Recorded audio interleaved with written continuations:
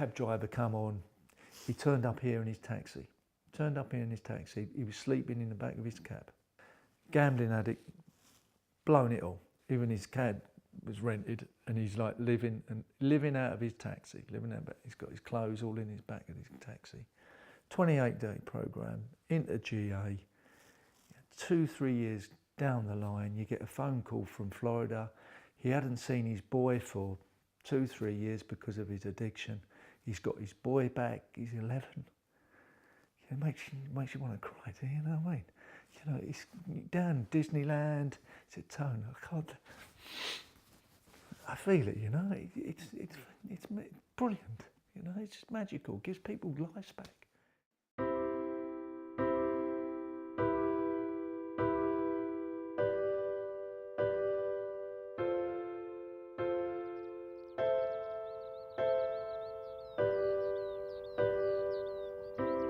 We have the only residential facility in the world that will treat an addictive disorder for professional sports people, that was designed by professional sports people, that can return a player to his club fit enough to play and work with the club, if the player chooses, on where he needs to be when he returns. It's a tailor-made 26-day residential program that will look after your addiction and offer a therapeutic solution to your addictive disorder, while also respecting you as an athlete. We believe that an addictive disorder does have 3 elements, and one of those is a physical element. One of those is about how I use my body and how I exercise. For a professional sportsman, that's an important part of their recovery. There's obviously the mental well-being and the psychological well-being that needs to be treated alongside that. I don't think we're here by mistake. It matches our purposes absolutely ideally. It offers confidentiality in a very serene and private place. It offers comfortable facilities. It offers access to a 5-star gym and an excellent diet, and it offers the anonymity that I want. I think the main thing about our environment, it is nurturing and it is safe. We have had players here from, you know, very elite clubs. We've had world champions here from other sports, and we've had players from lesser leagues or people that have stopped playing many years ago. And my belief that this place levels everyone to become the person that they want to be.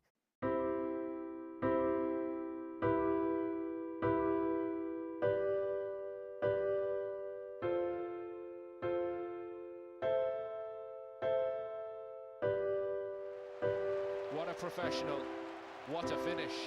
The man who has been through hell on and off the field. My mother-in-law saw the mess that I was in, because I was alone with the children and drinking, and it was horrific. And she gave me James West's number and said, go to see him to understand your wife.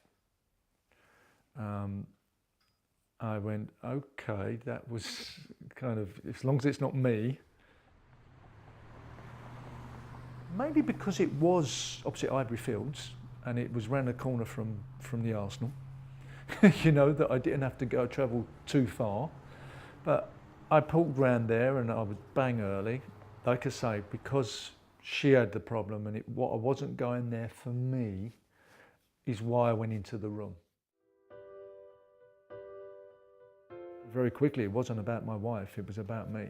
First thing I said to James, and he always remembered, he said, James, I know how to play football and I know how to get drunk, but I don't know who I am. And he feels very emotional still, 21 years later. Oh my God.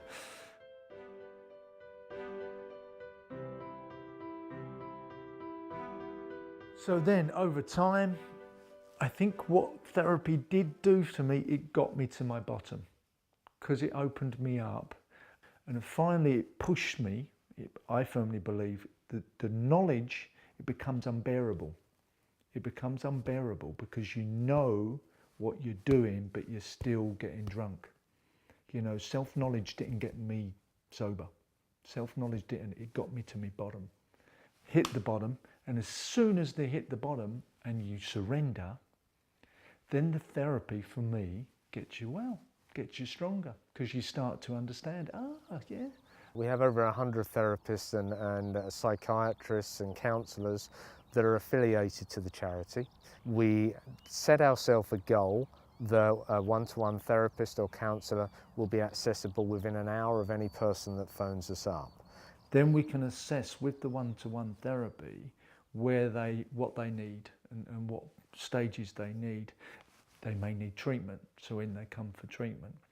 If they have the treatment, then they go out again after the 28-day program.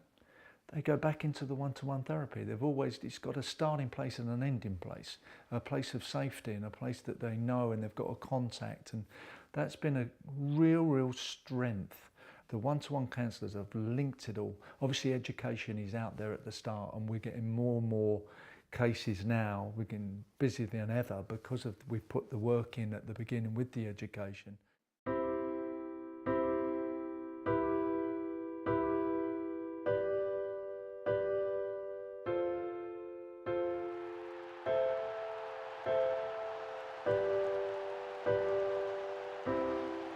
When you've played a few games, if you ever get to a point of being unteachable, that can be really destructive and really damaging. And that for me was a huge thing. I became unteachable, and it's something I put across to the players, never to be unteachable, because people were popping the warning signs up to me.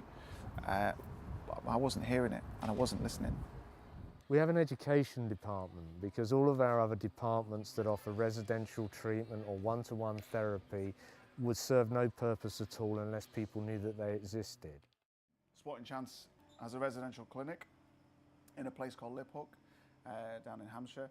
We offer an education seminar to every football club in the country, every rugby league club in the country. So every player in the country that has access to our service should know that we exist. When I go in and I give them some of my experience throughout the seminar, I think they know and they can identify with the stuff that I've been through. But for me, because I've had lots of counselling, I've been through therapy, I've been in the clinic, I know how that system works.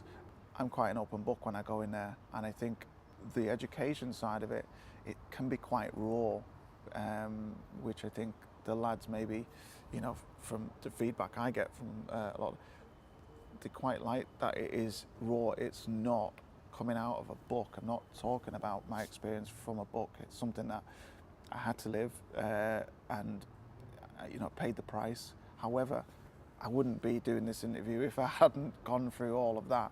And for me to be able to just pass that knowledge on to other footballers, so players don't suffer, and they don't need to suffer.